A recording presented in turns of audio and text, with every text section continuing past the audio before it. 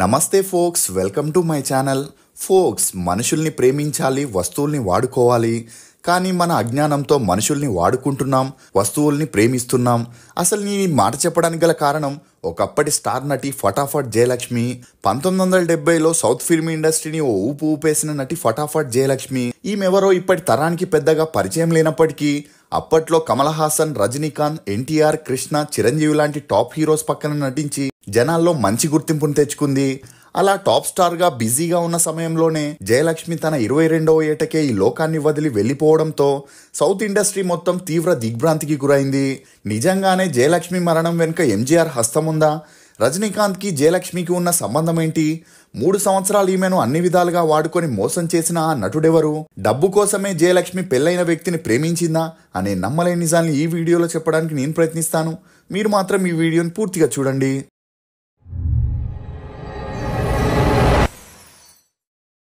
Folks, తలరాత బ్రహ్మది, తనువు తల్లిది, తపన తండ్రిది. కానీ మంచో చెడో బ్రతుకు మాత్రం మనది. కష్టం వచ్చిందని కృంగిపోతామో లేక కష్టపడి ముందుకు పోతామో అనేది మనపైనే ఆధారపడి ఉంటుంది. నీరజాక్షి రెడ్డి అలియాస్ ఫటాఫట్ జయలక్ష్మి. ఈమె 1958 నవంబర్ 1 ఆంధ్రప్రదేశ్లోని నెల్లూరులో ఒక మధ్యతరగతి కుటుంబంలో జన్మించింది. తండ్రి దశరథ రామిరెడ్డి, తల్లి సుజాత. ఈమెకు ఒక చెల్లెలు, ఒక తమ్ముడు కూడా ఉన్నారు. ఇక తండ్రి దశరథ రామిరెడ్డి చెల్లెలైన డి వరలక్ష్మి సినిమాల మీదున్న మక్కువతో అప్పటికే తెలుగు, మలయాళం మూవీస్లో చిన్న చిన్న పాత్రల్లో నటిస్తుంటే, దశరథ రామిరెడ్డి మాత్రం మూవీస్లో అసిస్టెంట్ డైరెక్టర్గా పనిచేస్తూ కొన్ని మూవీస్కి డైలాగ్ రైటర్గా కూడా పనిచేస్తుండేవాడు.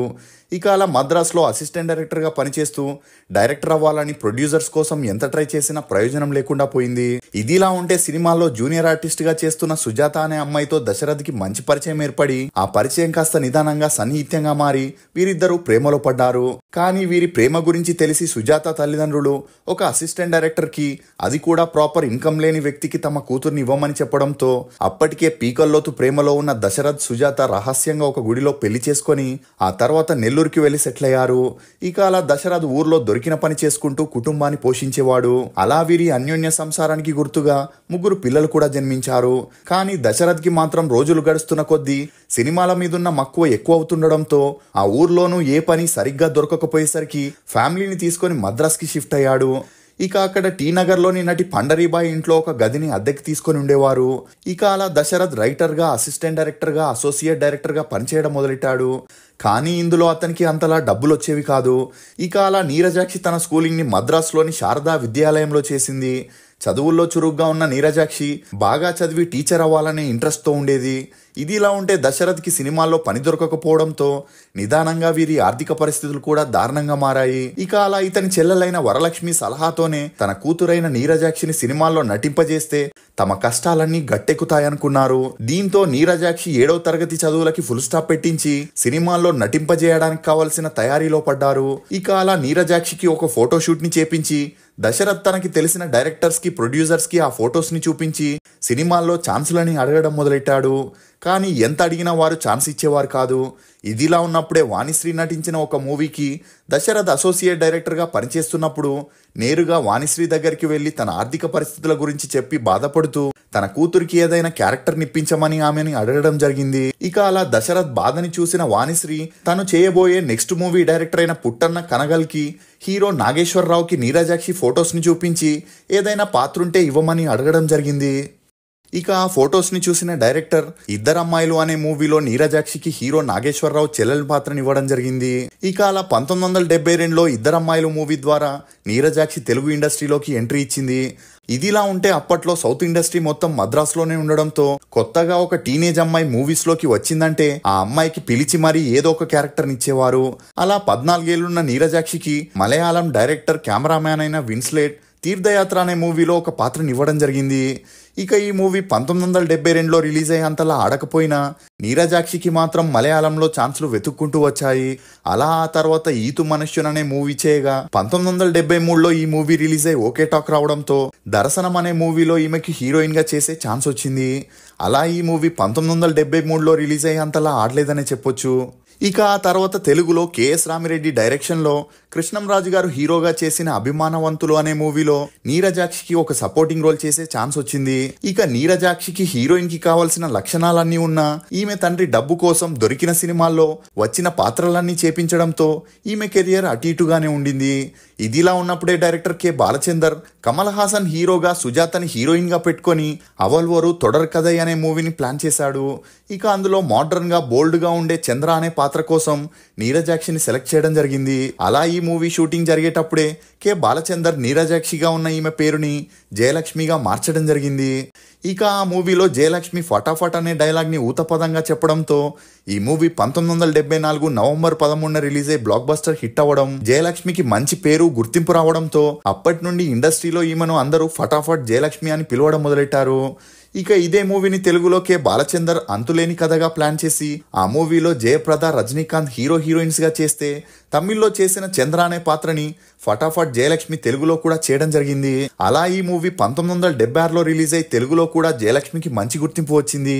ఇక నెక్స్ట్ మూవీయే దాసర్ నారాయణరావు గారి డైరెక్షన్ లో స్వర్గం నరకం అనే మూవీలో సెకండ్ హీరోయిన్ గా చేయగా ఈ మూవీ రిలీజ్ అయి ఓకే టాక్ వచ్చింది.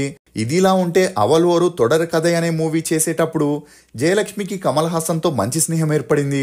ఇక పట్టికాటు రాజా అనే మూవీని వీరిద్దరూ కలిసి చేయడంతో ఆ స్నేహం కాస్త నిదానంగా సన్నిహిత్యంగా మారి నాన్ పిరందమన్, శ్రీదేవి, సక్క పోడు పోడు రాజా అని 10 సినిమాలకి పైగా కలిసి నటించారు. కానీ అమ్మాయిల విషయంలో ఊసరవెల్లిలా రంగులు మార్చే కమల్ హాసన్ ఫటాఫట్ జయలక్ష్మికి తన మూవీస్ లో ఎక్స్పోజింగ్ గ్లామర్ క్యారెక్టర్స్ ని ఇప్పించేవాడు తప్ప హీరోయిన్ గా సపోర్ట్ చేసేవాడు కాదు. ఇక ఇది తెలుసుకున్న జయలక్ష్మి కమల్ హాసన్ తో మంచి ఫ్రెండ్షిప్ ని మెయింటైన్ చేస్తూనే నటుడు విజయ్ కుమార్ తో పయనం మూవీ చేసేటప్పటి నుండి మంచి స్నేహాన్ని మెయింటైన్ చేసేది. అలా వీరిద్దరి మధ్య అండర్స్టాండింగ్ రావడంతో పుణ్యం సైదవల్, నాంద ఎన్నిలా, మయంగి గిరల్ ఒరుమధు అని 10 సినిమాల దాకా చేసిన అప్పటికే 2 సార్లు పెళ్లైన విజయ్ కుమార్ తో కాస్త దూరంగా ఉండమని ఈమె తల్లిదండ్రులు ఈమెను హెచ్చరించడంతో అప్పటి నుండి విజయ్ కుమార్ తో ఉన్న ఫ్రెండ్షిప్ కి జయలక్ష్మి ఫుల్ స్టాప్ పెట్టేసింది. అలా ఆ తర్వాత ఎప్పుడైతే మల్లుం మరలుం అనే మూవీలో రజనీకాంత్ హీరోగా జయలక్ష్మి హీరోయిన్ గా యాక్ట్ చేసిందో ఆ మూవీలో వీరిద్దరి మధ్య పెరిగిన మంచి అండర్స్టాండింగ్ తో బ్యాక్ టు బ్యాక్ మూవీస్ లో కలిసి నటించారు. అంతేకాకుండా కన్నడ మూవీస్ లో కూడా జయలక్ష్మిని రజనీకాంత్ ఇంట్రడ్యూస్ చేయడం విశేషం. అలా వీరిద్దరూ కలిసి రామ్, రాబర్ట్ రహీం, కవి కుయిల్, కాళీ, మాతు తప్పదమగా అని 12 సినిమాల్లో కలిసి నటించారు. అంతేకాకుండా అప్పట్లో మీడియా వారు రజనీకాంత్ ని మీ ఫేవరెట్ హీరోయిన్ ఎవరు అని అడగగా ఒక్క క్షణం కూడా ఆలోచించకుండా ఫటాఫట్ జయలక్ష్మి అని చెబుతూ ఆమెతో యాక్ట్ చేసేటప్పుడు చాలా కంఫర్టబుల్ గా ఉంటుందని, ఆమె మంచి నటి అని చెప్పడంతో ఈ వార్తలు అప్పట్లో మీడియాలో వైరల్ అయ్యాయి. ఇక జయలక్ష్మి సంపాదనతో తన ఫ్యామిలీ ఆర్థికంగా కాస్త కుదుట పడింది. కానీ జయలక్ష్మికి మాత్రం సినిమా ఇండస్ట్రీలో పనిచేయడం ఇంట్రెస్ట్ లేకుండా ఉండేది. తనని అర్థం చేసుకునే ఒక వ్యక్తి దొరికితే పెళ్లి చేసుకుని జీవితంలో సెటిల్ అవ్వాలనుకుంది. ఇక ఆ క్రమంలోనే ఇండస్ట్రీలో ఉండే చాలా మంది నటులతో డేట్ చేసినా వారు ఈమెతో పెళ్లి దాకా వెళ్లే రిలేషన్ ని పెట్టుకోలేదనే చెప్పొచ్చు. ఇక ఇదిలా ఉంటే అప్పట్లో తమిళనాడు ముఖ్యమంత్రి ఎంజీఆర్ కి 3 పెళ్లిలైనా సంతానం లేకపోవడంతో ఇతని పెద్దన్నయ్య అయిన చక్రపాణికి ఉన్న 10 మంది పిల్లల్లో 2 పిల్లల్ని ఎంజీఆర్ దత్తత తీసుకోవడం జరిగింది. అలా అందులో ఒక అబ్బాయే సుకుమార్. ఇక ఇతను చిన్నప్పటి నుండి సినిమా, రాజకీయ వాతావరణంలో పెరగడంతో 18 ఏళ్లు వచ్చేసరికి సినిమాల్లో ఉండే హీరోయిన్స్ ని, ఫీమేల్ ఆర్టిస్టులని ఎంజీఆర్ పేరు చెప్పి ఛాన్స్లు ఇప్పించే క్రమంలోనే వారిని ఉపయోగించుకునేవాడు. దీంతో సుకుమార్ అంటే ఇండస్ట్రీ మొత్తం లేడీస్ మ్యాన్ అని పిలుస్తూ భయంతో ఇతనికి ఎదురు చెప్పేవారు కాదు. ఇక సుకుమార్ కి తన బాబాయ్ లాగే రాజకీయాల్లోకి రావాలని, అందుకు ముందుగా సినిమాల్లో యాక్ట్ చేయాలనే ఇంట్రెస్ట్ ఉండేది. ఇక అలా తండ్రి చక్రపాణి మరియు ఎంజీఆర్ కూడా ఇతనికి సపోర్ట్ చేయడం మొదలెట్టారు. అలా ఇండస్ట్రీలో లాంచ్ చేసే ముందు ఇతనికి పెళ్లి చేయాలని తమ బంధువుల అమ్మాయితో పెళ్లి జరిపించగా వీరి అన్యోన్య సంసారానికి గుర్తుగా ఒక అమ్మాయి కూడా జన్మించింది. ఇక సుకుమార్ తను హీరోగా లాంచ్ అవ్వాలని అప్పట్లో టాప్ డైరెక్టర్ గా ఉన్న కన్నన్ శంకర్ ని పెట్టుకొని కుంకుమం కథై సొల్లుగిరదు అనే మూవీని ప్లాన్ చేయగా ఈ మూవీలో ఉండే 2 హీరోయిన్స్ కోసం ఆడిషన్ ని నిర్వహించారు. ఇక ఇదిలా ఉంటే అప్పుడే ఫటాఫట్ జయలక్ష్మి పేరు అందరి హీరోలతో వినిపించడంతో పాటు ఆడియన్స్ లో కూడా ఈమెకు మంచి క్రేజ్ ఉండడంతో సుకుమార్ ఫటాఫట్ జయలక్ష్మిని మొదటి హీరోయిన్ గా, పద్మప్రియ అనే అమ్మాయిని సెకండ్ హీరోయిన్ గా ఫిక్స్ చేయడం జరిగింది. ఇక అలా ఆ మూవీ షూటింగ్ ని ఊటీలో స్టార్ట్ చేయగా లేడీస్ మ్యాన్ అయిన సుకుమార్ ఎలాగైనా జయలక్ష్మిని ఇంప్రెస్ చేయాలని తనని సపరేట్ గా చూసుకుంటూ ఆమె కోసం మంచి హోటల్ నుండి ఫుడ్ ని తెప్పిస్తూ తన కారులోనే పికప్ డ్రాప్ చేయడంతో జయలక్ష్మి సుకుమార్ చూపించే కేర్ తో చాలా ఇంప్రెస్ అయింది. దీంతో వీరిద్దరి మధ్య మంచి స్నేహం ఏర్పడి ఆ స్నేహం కాస్త నిదానంగా సన్నిహిత్యంగా మారి షూటింగ్ కంప్లీట్ అయ్యేంత వరకు వీరిద్దరూ ఒకే రూమ్ లో ఉండేవారు. ఇక సుకుమార్ చూపించే ప్రేమతో తను ఇన్ని రోజులుగా వెతుకుతున్న వ్యక్తి ఇతనేనని జయలక్ష్మి సుకుమార్తో పీకల్లోతు ప్రేమలోకెళ్ళింది. ఇక సుకుమార్ కూడా జయలక్ష్మితో చట్టాపట్టాలు వేసుకొని తిరుగుతుండేవాడు. అలా ఇదే విషయంపై మీడియాలో అడగగా అందుకు సుకుమార్ తను జయలక్ష్మిని త్వరలోనే పెళ్లి చేసుకోబోతున్నాడని ధైర్యంగా చెప్పడంతో జయలక్ష్మి సంతోషానికి అవధులు లేకుండా పోయాయి. ఎందుకంటే సుకుమార్ని పెళ్లి చేసుకుంటే తన ఇంటి ఆర్థిక పరిస్థితులతో పాటు సొసైటీలో కూడా మంచి పేరుంటుందని జయలక్ష్మి ఆశపడింది. ఇదిలా ఉంటే వీరిద్దరూ నటించిన కుంకుమ కథై సొలగిరదు అనే మూవీ రిలీజ్ అయి ఫ్లాప్ అయింది. ముఖ్యంగా సుకుమార్ లుక్స్ మరియు యాక్టింగ్ అంతలా బాగా లేకపోవడంతో ఇకపైన తను సినిమాల్లో నటిస్తే ఉన్న పరువు కూడా పోతుందని ఎంజీఆర్ సుకుమార్ సినిమా కెరియర్ కి ఫుల్ స్టాప్ పెట్టించాడు. దీంతో సుకుమార్ ఎంజీఆర్ కి సపోర్టివ్ గా ఉంటూ రాజకీయాల్లో బిజీ అయ్యాడు. ఇక ఇదిలా ఉంటే సినిమాల్లో బిజీగా ఉంటున్న జయలక్ష్మి పేరు ఒక్కోసారి ఒక్కో హీరోలతో వినిపించడంతో సుకుమార్ జయలక్ష్మిని పెళ్లి చేసుకోవాలంటే ఇకపైన సినిమాల్ని వదిలేయాలని, నువ్వు వేరే వారితో క్లోజ్ గా ఉంటూ మూవీస్ చేయడం నచ్చలేదని చెప్పడంతో సినిమాల కంటే తన పెళ్లికే ఎక్కువ ప్రియారిటీ ఇచ్చిన జయలక్ష్మి అప్పటి నుండి సినిమాల్ని ఆపేసింది. దీంతో చాలా మంది జయలక్ష్మికి సుకుమార్ లేడీస్ మ్యాన్ అని, అందరి హీరోయిన్స్ ని ఉపయోగించుకున్నట్టే నీతో కూడా చేస్తున్నాడని, అతని కోసం నీ కెరియర్ ని వదిలేసి నీ ఫ్యామిలీని రోడ్డు మీదకి తీసుకురావద్దని చెప్పిన పీకల్లోతు ప్రేమలో ఉన్న జయలక్ష్మి వినకుండా సినిమాలకి ఫుల్ స్టాప్ పెట్టేసింది.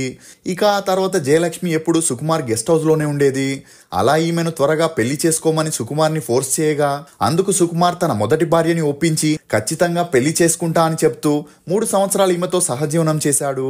ఇక ఇదిలా ఉంటే జయలక్ష్మి ఫ్యామిలీ మొత్తం ఈమె సంపాదన మీదే డిపెండ్ అయి ఉండడంతో వీరి ఆర్థిక పరిస్థితులు కూడా దారుణంగా మారాయి. దీంతో జయలక్ష్మికి ఓపిక నశించి నేరుగా సుకుమార్ తండ్రైన చక్రపాణి దగ్గరికి వెళ్లి జరిగిన విషయం చెప్పగా అందుకు అతను ఒకవేళ జయలక్ష్మితో కాదని చెబితే జయలక్ష్మి మీడియాలోకి వెళ్లి నానా రచ్చ చేస్తుందని, దీంతో తన తమ్ముడు ఎంజీఆర్ సీఎం కుర్చీకి ముప్పొస్తుందని ఆలోచించి చక్రపాణి జయలక్ష్మితో నీకు సుకుమార్తో పెళ్లి తప్పకుండా జరిపిస్తాను, అందుకోసం నీలాంటి టాలెంటెడ్ ఆర్టిస్టులు సినిమాల్లో చేయకుండా ఉండకూడదు, నువ్వు అంతవరకు సినిమాలు చేస్తుండు, నేను ఒక మంచి రోజు చూసి మీ ఇద్దరికి పెళ్లి చేస్తా అని చెప్పి పంపించడంతో ఆ తర్వాత జయలక్ష్మి కొన్ని మూవీస్ లో యాక్ట్ చేయడం మొదలెట్టింది. ఇక అలా మూవీస్ లో యాక్ట్ చేస్తున్న విషయం సుకుమార్కి తెలిసి బాగా తాగి కోపంతో ఈమె ఇంటికి వచ్చి గొడవ చేయడం, అందుకు జయలక్ష్మి ముందు నన్ను పెళ్లి చేసుకో, ఆ తర్వాత నువ్వు చెప్పింది వింటా అని చెప్పడంతో ఆవేశంలో ఉన్న సుకుమార్ ఇంట్లోనే ఈమెకు పసుపు కొమ్ముతో తాళిని కట్టడం జరిగింది. ఇక అలా వచ్చే వారంలో మన పెళ్లి గ్రాండ్ గా అందరి ముందు చేసుకుందామని చెప్పడంతో జయలక్ష్మి ఆనందానికి అవధులు లేకుండా పోయాయి. దీంతో ఈమె ఫ్యామిలీ మొత్తం పెళ్లికి ముందు తమ ఇంటి దేవుడి పూజ చేపించాలని అందరూ నెల్లూరుకి వెళ్లడం జరిగింది. ఇక ఈ పెళ్లి విషయంపై సుకుమార్కి ఎంజీఆర్కి గొడవలు మొదలయ్యాయి. ఆల్రెడీ పెళ్ళై 2 పిల్లలున్న నువ్వు రెండో పెళ్లి చేసుకుంటే నాకు రాజకీయంగా చాలా నష్టం వస్తుందని ఎంజీఆర్ చెప్పినా సుకుమార్ వినలేదు.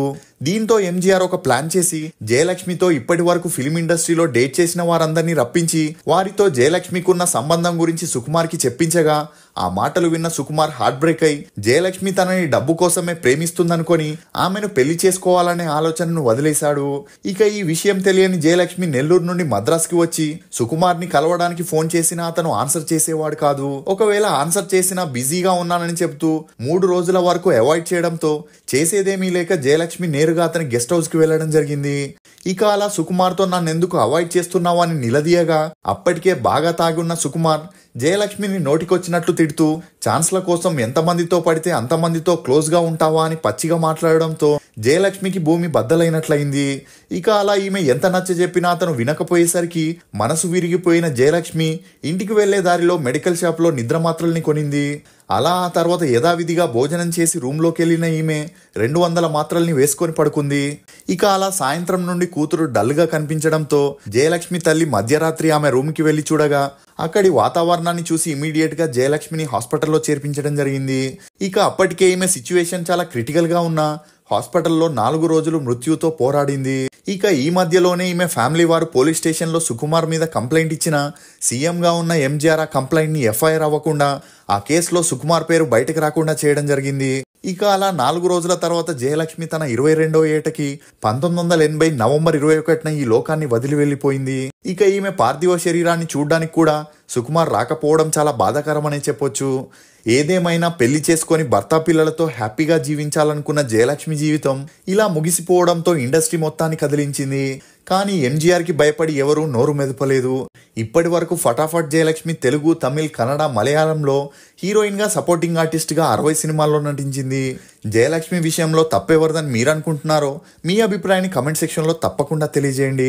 మేము చేసిన ఈ వీడియో మీకు నచ్చినట్లయితే దయచేసి ఒక లైక్ ద్వారా మీ సపోర్ట్ని మాకు తెలియజేయండి.